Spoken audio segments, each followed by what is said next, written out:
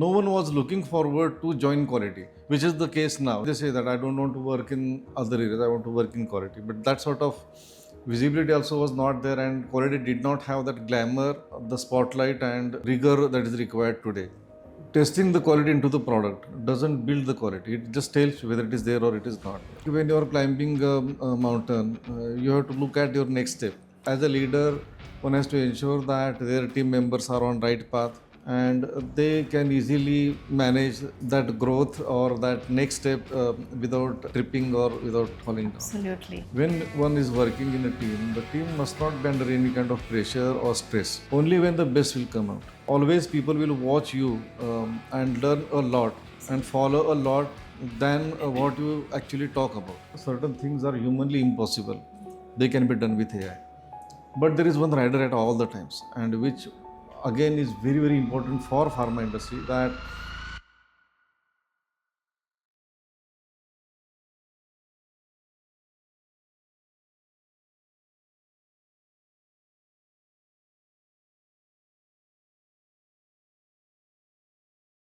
Welcome to the show. Today we have Mr. Abhijit Kulkarni, who is the Vice President CQA at Lupin. Thank you for joining us on the show, sir. thank you for inviting me. Sir, to begin with, why pharmaceutical industry? What made you to join this field? To tell you very frankly, it's not really very interesting question because I am a pharmacist, so I cannot go anywhere else. Of course, there are many things pharmacists can do, but basically being a pharmacist, I started with pharma organizations, and that's how I'm here. No, did pharmacology, was it because you've done your M.Pharm? So Yes. did pharma was there in your mind from the beginning, or was it just an No. So actually, I wanted to be a medical. okay? And it is very interesting. So I was working hard, and at that time, as we were, it was like a big village, my native place. So there were no that way expert coaching classes for preparing, for guiding the students for these competitive exams and all. So I couldn't score the required, would not get the required score for admission to medical. And obviously I did not want to go to the uh, private colleges. So I had started doing law. So I had taken up the admission in law college. Okay. It was a 5-year pre-law, and I had started with the college. So someone came and told me that there is a profession called pharmacy. It is very close to medicine. There actually they teach you how to prepare the medicines and all this. And that's how then I filled the application, and then that's how I got into pharmacy college. Oh, that's really nice.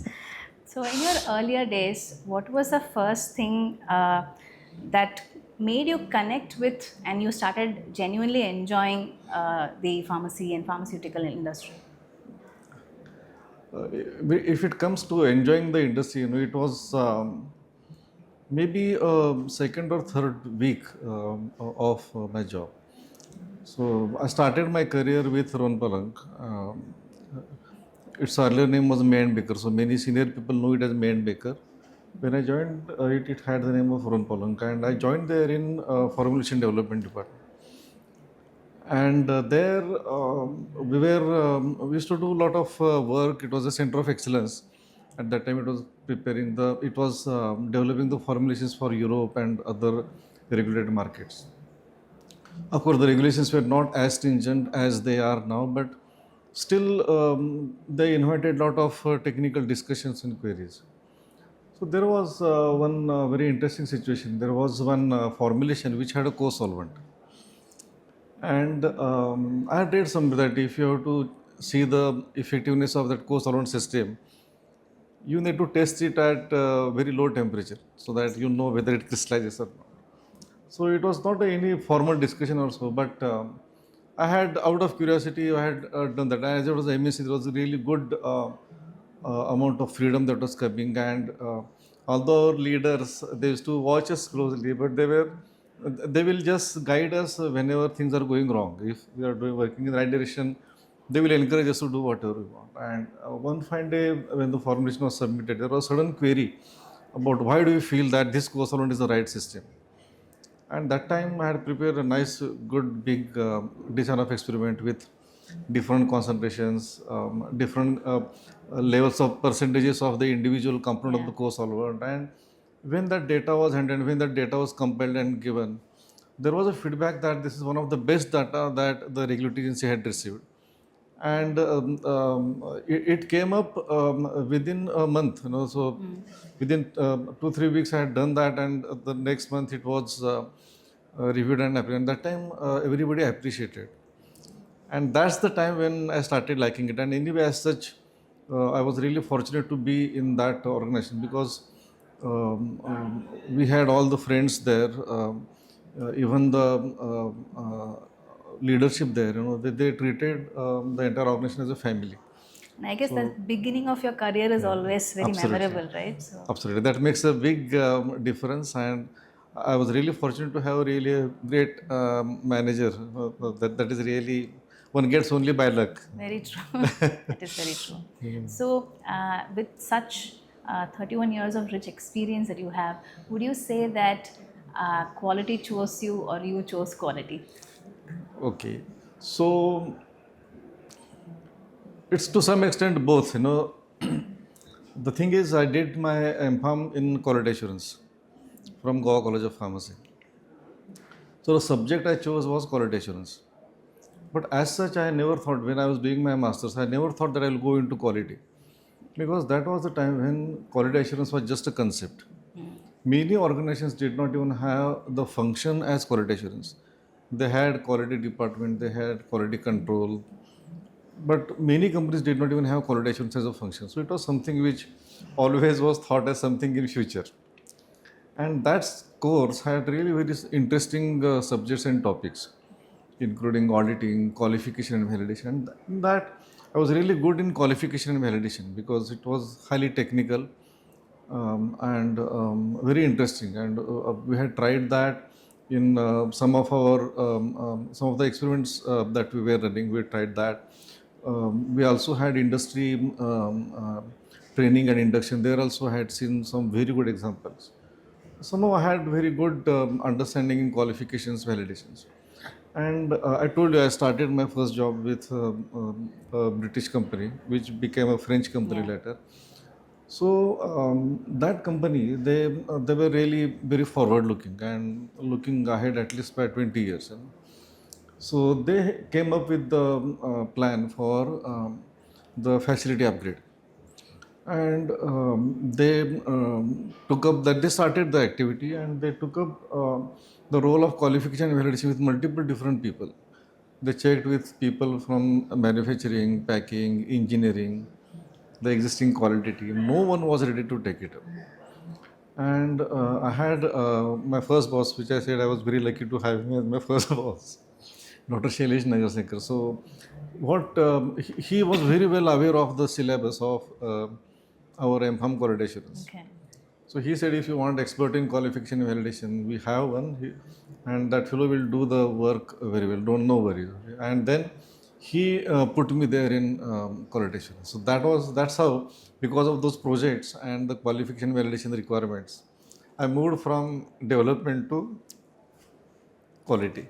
That was the beginning of the journey of That's quality really nice. in pharma So, industry. when you say that many candidates were not willing to get, was it because it is difficult to work there, or was it because they found it as a new field and they were kind of scared to step into it? But to tell you very frankly, even I was not really very happy to move into quality because Okay. I always liked formulation development, and I was not really very sure of the potential of this field because by then this wave of generic manufacturing in India, it had not yet really taken a proper form, and it was at a very nascent stage. So quality, if anyone says, that they will immediately remember the titration because HPLCs were also not Yes, very frequently used at that. It was not absolutely. used for most of the products. Very few products used to have HPLC method, and either they will think of standing in front of the balance, doing titrations. Maximum you will use auto titrators or some HPLCs if you're lucky, or do some identification using IR. Or if you want to go out of laboratory, it will be in process quality control or sampling. So as such, no one was looking forward to join quality, which is the case now. Now people, they at times they say that I don't want to work in other areas, I want to work in quality. But that sort of visibility also was not there, and quality did not have that glamour, the spotlight, and the rigor that is required today.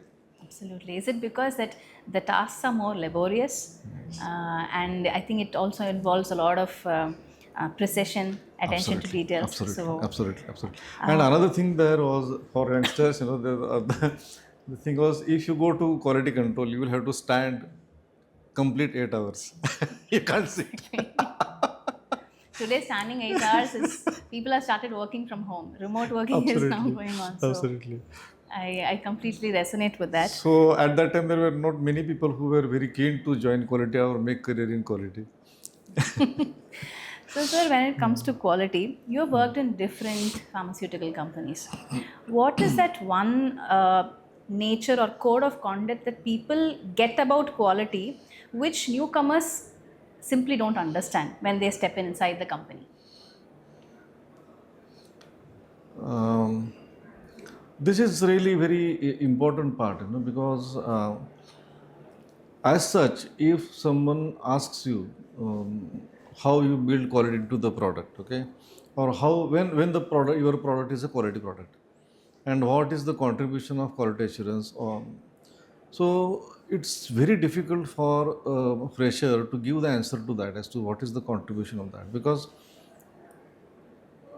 testing the quality into the product doesn't build the quality, it just tells you whether it is there or it is not there. Absolutely. So at all the stages of the lifetime of the product, the quality is built into the product. So practically each and every profession or each and every work stream within pharma industry, even the people who are working in procurement, they also contribute greatly to the quality. So as such, one doesn't understand what they have to do to be a good quality professional when they enter the industry. And that aspect is not known to the freshers. I think that's something that cannot be taught and you learn it Yes. over the years. So, when you started over the years, are there any particular aspects that you still carry with you even at this stage of your life when it comes Yes, to yes, quality? it's very important. So I do that, and that is because of my inherent way of doing the things only when you are convinced and only when you understand it completely. So in today's age, we don't know exactly what is required to be done to achieve what. But at each time, one must have really absolute clarity of thought. They must understand the line of sight between what is the particular area, what is the act you are talking about, what is the activity you are talking about, how it will influence on overall quality. So that I completely follow even today. I want to know why I am doing a particular thing, and that conceptual clarity and reasoning behind your activity or whatever you are executing is very very important, because unless you have the vision of end of the cycle, you cannot ensure that all your actions are contributing to that end result which is expected. So when one has that end result known or insight, obviously your actions will happen in such a way. Because I say happen because one thing you have to do, but external factors sometimes change, so you have to calibrate what you did, or you may have to change the course slightly, you may have to make some adjustments. So those can happen in the best possible way when you know the end result, and that's where the principle of quality assurance also lies in. You, Yeah. you have to ensure that whatever you do is done in such a way that you achieve the objectives. So that's how is my way of thinking, and That's really nice, sir. I do follow that. Yeah. What is the big culture shock that you see today in quality, which was not there before? Okay.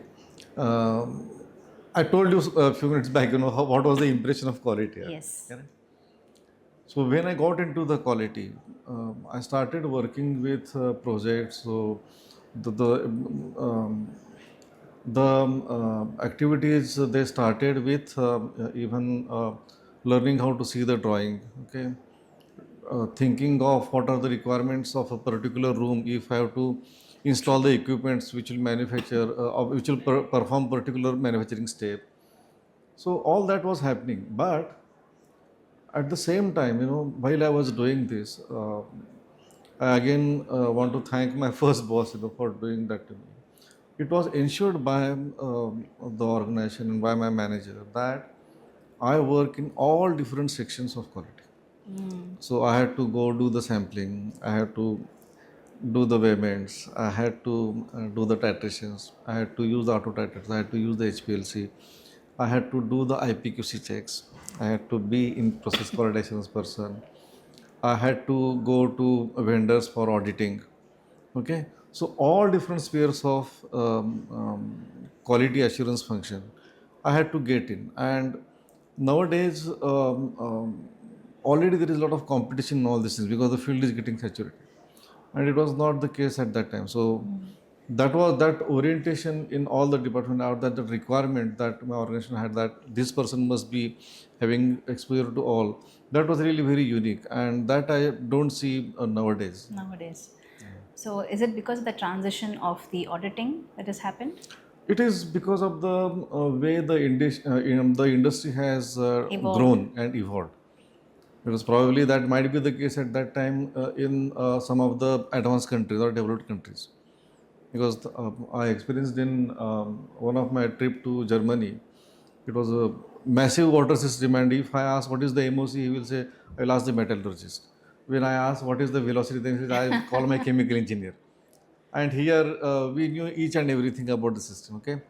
So probably it was existing at that time in those developed countries, but it is purely because of the way industry has grown, because now it is not possible to have such all-round training for any, even if the person is willing to do so, a person may I not get guess opportunity. I guess it's more like, those times the options and choices were less. You Yes, have to learn everything and if you have to absolutely. survive and make a mark in the industry. Absolutely, absolutely. And And you are today, absolutely correct, because there were no so many differentiations within quality department. There used to be, the only change that happened was there was one quality control and then they created quality assurance department. Only two sections within quality. yes. So I guess today, since there are so many departments and so many Yes. specific fields that have come up, so they are only getting expertise in that particular. Yes. So in a way, it is advantageous, but I guess Yes. it Yes. is. And this is a part of and the result of growth of the industry, which is really a good thing. Yes, absolutely. Absolutely. Sir, you have worked with different industries. What is one thing that you have learned from one which you didn't have the opportunity to learn from the other? Okay.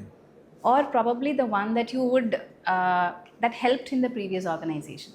Okay. Okay. Okay. See, I started with European companies, and I also worked with the companies which were having American base. Okay, so both of them they had clear, distinct cultural differences.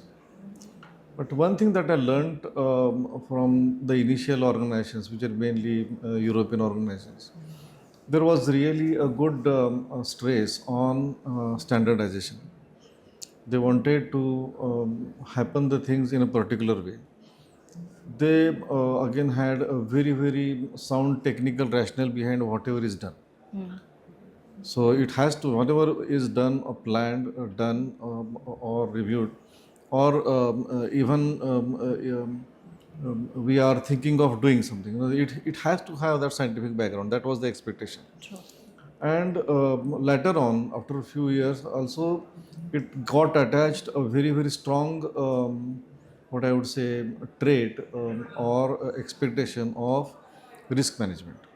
Means even before the ICH Q9 was published, they were very very particular with respect to the risk. So specifically, product quality risk, patient safety risk, and compliance risk. So that also was very, very clear. Now also people don't talk about these three types of risks within quality, but they were very particular, and each time it was done in a very particular way. When I moved further, to other organizations, the impact on uh, um, the legal aspects of the operations was considered more when it came to the American. This thing. They ensured that compliance is absolutely essential, and there was good amount of freedom that was available, especially in those American companies. Now, while European companies wanted everything to be within those four walls or within those boundaries were not necessarily existing or not felt while working in the American organizations. But there was one expectation was there that compliance is paramount and we must not be out of compliance. True. At all the time we must be compliant. So that is one cultural difference that I saw and I felt was very, very important. Also, the approach that one follows for the global regulations, especially in the areas of anti-bribery, anti-corruption, ethics and compliance. So there are some basic legal differences due to the origin of those acts and the specific requirements. That was also another change, which was a thing which was different in both these types of organizations. Okay. So, do you feel when you were moving on from one company to the other, there was there a part of you where you felt this was difficult, or you felt that I should take a deviation from this route, or was there any self doubt? As such, if you ask me, there was no technical deviation, but I took a deviation in my career. See, as I told you, I started my career with the bench work. Okay. Yes. Then I had to move through all functions of QC. Then I worked with plant. And when we were doing the qualifications and all, we were knowing the equipments as if you know some friend, if some particular sound comes, what must be the issue, and Absolutely. if this happens, this must be the reason why it is behaving like this. In order to do this, and it will work properly. It was like that. So it was very, very close to the plant. I guess in And those times when instruments have gone, repaired, you yourself will get in charge. You will open up and absolutely, see. You are absolutely. the person operating and Absolutely, also repairing. absolutely, and this was happening with and as I was looking into projects and qualifications, validations, there was very good connect with this thing. And whatever said and done, the maximum learning comes from the sites because that is where the operations happen. So I took a deviation, as I said, in my career that I went to corporate role, and I again switched back to the site. So, and that was really out of that urge to be closer to the site. And somewhere in corporate, I felt that my learning, the rate at which I must learn, or that my hunger for learning was not getting satisfied. So, that is the reason I came back to the site. I moved from my corporate role in Baxter to GlaxoSmithKline when I came to site. That's wonderful. And I've seen many QC operators and scientists work on instruments, and those who have a knowledge of these instruments are actually more useful in the organization because we know whom to call, and that person actually becomes a very trustworthy person. Anything goes wrong, he is there or she is there. They will take care of it. So That's true because in those initial stages of I used to get calls from packaging department, from engineering, from utilities and warehouse, and this is what is happening. This showing this particular screen, what I should do, what should be done next, yes. what's exactly happening.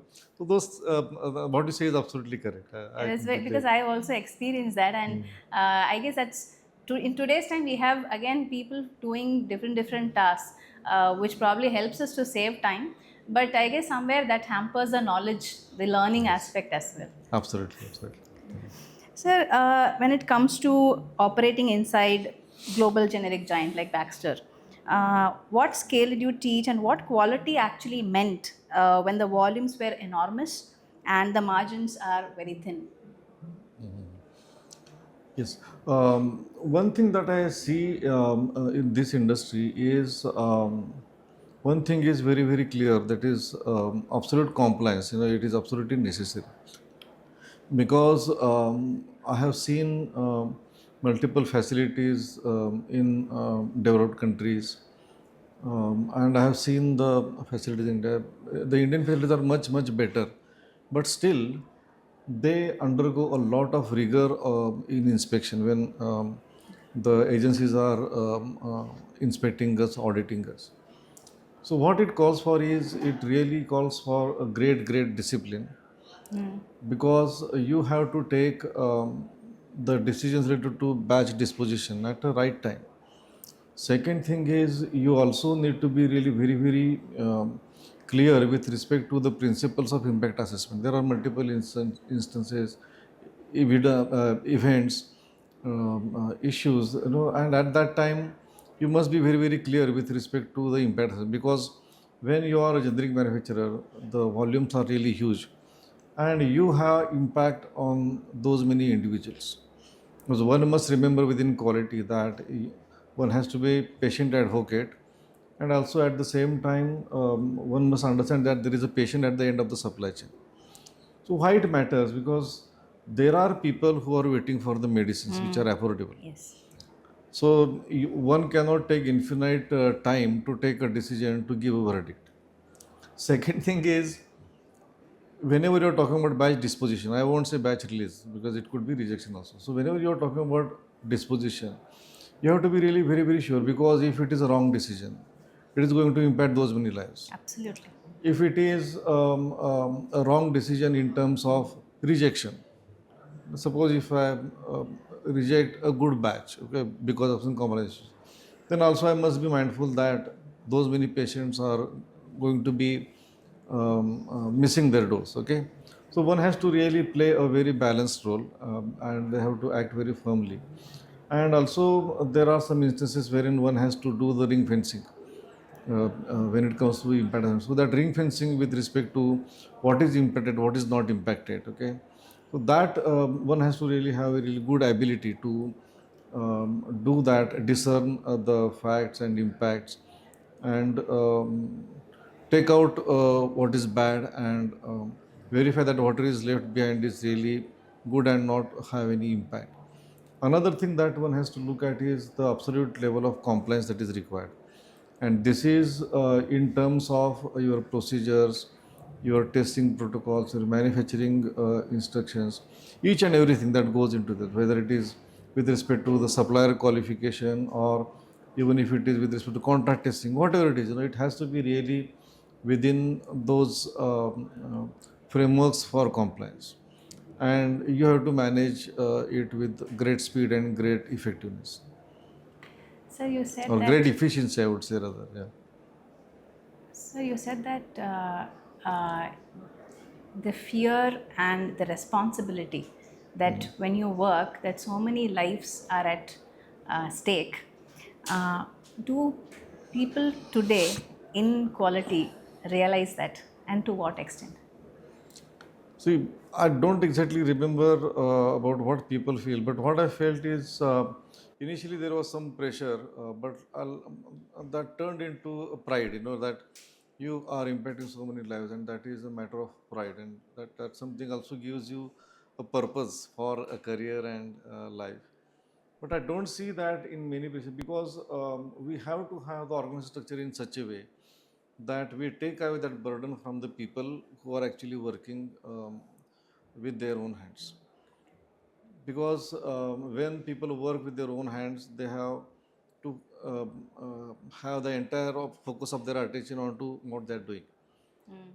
We must not ask them to think about what is not their direct responsibility, or what is the impact of their activities or their work. So it's like when you're climbing a mountain, you have to look at your next step. So that's what should be the case. And as a leader, one has to ensure that their team members are on right path, and they can easily manage that growth or that next step without tripping or without falling down. Absolutely. So that's how we have to manage these pressures and other things. So I always feel that, and I firmly believe in that when one is working in a team, the team must not be under any kind of pressure or stress. Only when the best will come out. Absolutely. So let's talk about your Lupin journey. How did that begin? And I mean, what was the trigger point that actually ended up you being Okay, who you okay. are today? No, this journey is really very interesting, and I was looking forward to work this with this organization. This is a great organization, and I'm not sure whether you have read the new book that is published on, which is the life story of our founder, which is really very inspiring, and many of those stories, uh, they are like deja vu things for me when I read that. So I was always keen to, because this first thing is it is really very ethical company, and if you look at the mission of the organization, it is basically it expects you to be a catalyst, in turning those treatments which each of the consumers should turn into the change in life. That is a hope. That hope should get fulfilled. It should True. be fructified. I had missed one earlier opportunity only because I was selected. I went through this, but because of some family restrictions during COVID time, I couldn't take that opportunity. And when that opportunity came in, I was more than happy to join. So it is something which is a place where there is no compromise with ethics, compliance, and quality. So that So, was the main driving force. so can you give us more details about the book you were talking about? I'm sure audience will also be interested to know. One thing I'll tell you that you must read the book. Then only. Absolutely. But in the interest of people to go to that book and see the stories are really very inspiring.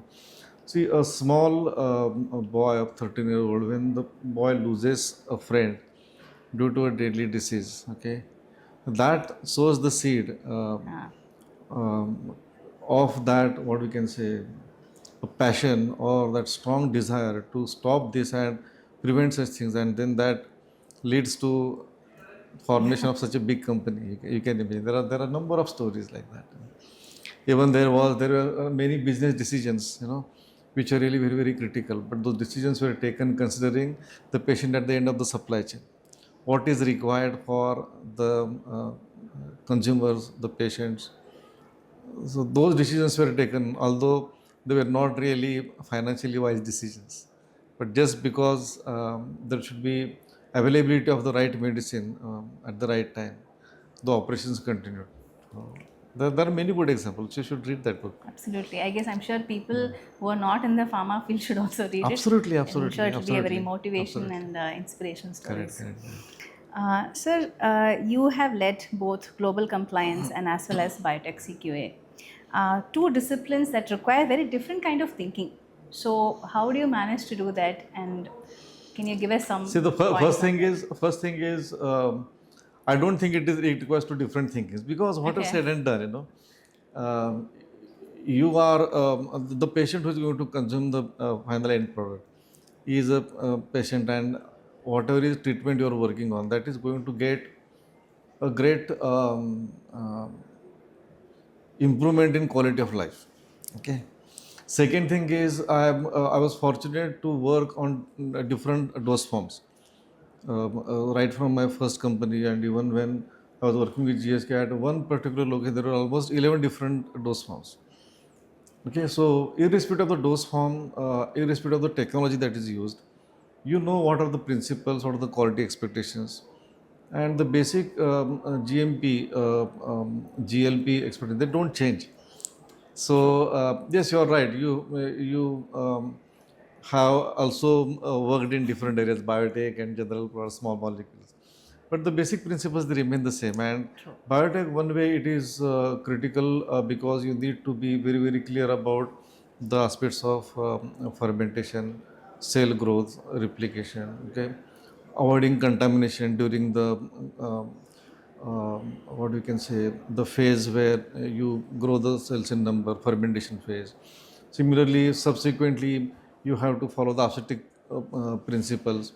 So from that perspective, I see it a combination of fermentation industry, API industry, and finished product industry. So, but the basics remain the same. And when you look into the small molecules, you may see these components differently. Yeah. But otherwise, it's more or less the same. Sir, how do you view quality leadership? And what is something that you would strongly emphasize on when it comes to quality leadership? Right, right. See, when we look at the basic definition of quality, it is fitness for use.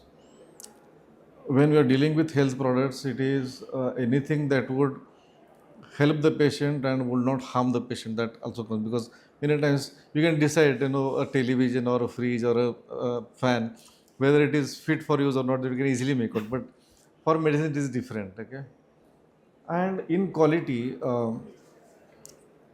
the next thought that comes goes beyond is um, you have to be really absolutely sure that there is no product quality risk, there is no patient safety risk, and there is no compliance risk. Because you have to be in an industry and your license to operate, you must secure through compliance. Your end consumer is the patient, so patient safety is absolutely critical. And the patient is going to get that benefit only through your medicines. If it doesn't work, there won't be the required pharmacological effect, True. and at the same time there should not be any adverse effect. So you need to take care of these three things. And when one works at a leadership position, that time we must know more how to build the quality into the product, because testing quality into the product may not require that, because you work on particular monographs. But there are so many things which are not even mentioned in the specification or your protocol. They would have impact on all these three risks. So one has to look beyond the laboratories. One has to look beyond the normal texts that you see, and you must also see that there is a lot of unwritten, unseen part of the overall life cycle of the product. So one has to be really absolutely clear about that, True. and that really makes one a good leader in quality. Second thing is, you must always make people understand, realize that irrespective of which function, which department they are, they are the people who build the quality and who ensure that the end product is meeting all the requirements. It is really a quality product, and that also is really very big responsibility for quality leaders. And they must instill these principles of quality behavior or ways of working or ways of life, I would say, in all their people, including their own people, because always people will watch you and learn a lot and Absolutely. follow a lot than what you actually talk about. So your behavior should reflect all your basics of quality, including ethics and compliance. So Very true. that's Sir, very important question that I would like to ask you is, with the introduction of AI that is happening in every other field, how do you see the landscape of pharma quality changing? And for both good and what are the threats that you actually see? right, right, right. So this also is really very relevant question now. So earlier, some of the aspects, if I have to think of, say, for example, impact assessment or ensuring that the parameters which are not usually visible, they are conducive to the product. Okay. Now, just take one example. Okay, we see so many alarms now. If we talk about utilities, services, manufacturing equipment, testing equipment, there may be so many alarms coming in. Now, if you want to know that for a manufacturer of a particular batch, there was no alarm that would have adverse impact on the quality of the batch by the time manufacturing or testing. It is humanly impossible that one QA person who is doing the batch document review will do all these things. Now, AI can help us in that. So, like that, there are many aspects. Like for example, many times we don't find out the root cause of a particular failure. But then, if you go for multivariate analysis, wherein you track huge amount of data, and you come to know that at a particular set of or particular constellation of different factors, this event occurs and the failure occurs. That is a great information which AI can facilitate. So, like that, there are multiple applications where certain things are humanly impossible. They can be done with AI. But there is one rider at all the times, and which again is very, very important for pharma industry, that whatever might come up with as an outcome of a system which is AI enabled, one has to verify that, and there has to be a responsible person who weighs that conclusion, that decision, that recommendation or output. Because AI also runs into hallucination. You must have read that famous Yes. case wherein it created a scenario which was presented to court, and even the verdict was given by the court. Okay, and Absolutely. later it came to that the AI model ran into hallucination, and that led the issue. So it's really a great tool. Um, um, Even in Lupin, we are putting it to use in many different aspects of pharma, quality assurance, pharma manufacturing, and other things. But that, what we can say, the due diligence has to be there, and it's really a wonderful tool. But more powerful the tool, you also need more power, and you also need to be in absolute control. Correct. Okay, because it's like the severity of accident when you're driving, when you're going on a bicycle, and when you are going on a high speed car. Okay, the impact would be different. So it's the same way. So one has to be really having that great control, and we must learn. Being technical people, we may not be able to create the AI tools, but we must be having that awareness and understanding how AI works, what is the logic, what is the explainability, and to ensure that how we exercise our controls, maybe in terms of the data sets that are presented for analysis and decision making, or how we mention that the data is not ensure that data is not biased. So such aspects, one has to be, the users have to be really very very clear.